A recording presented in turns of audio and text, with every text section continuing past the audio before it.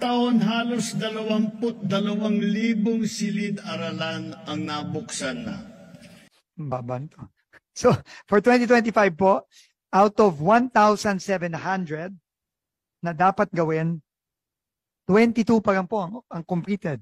Isikapin nating madadagdagan pa ng 40,000 silid-aralan bago matapos itong administrasyon.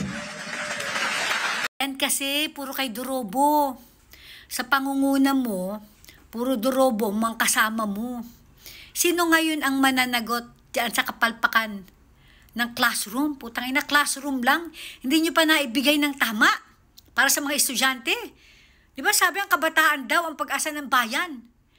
Putang ina, ayaw yung mamuhunan.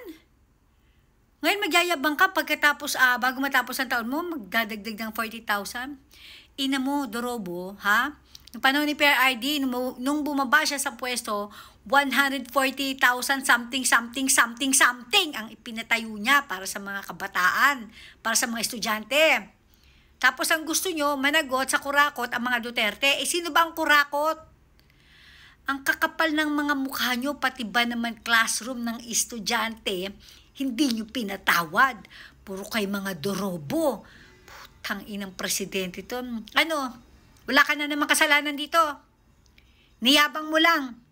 Kasi ang sinabi sa'yo, 22,000 classroom na ang naipatayo. Putang ina mo, para kang yung 5,500 flood control project ang natapos na po. Putang ina ka. Napakasinungaling mo. O yung meron pa, yung health center. Ang sabi mo, ilang libo na napaita yung health center?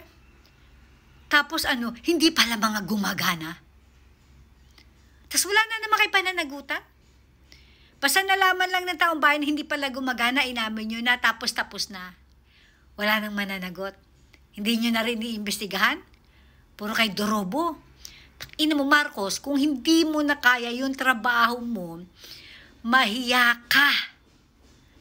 Mahiya ka. Ina mo, kung ayaw mong bumaba, fine, pero magtrabaho ka. Mag-aral ka kasi, ang tamad-tamad mo. Wala kang ginawa kundi magbisyo. Napakatamad mo. Mahiya ka, mahiya ka. Ina mo, mag-aral ka.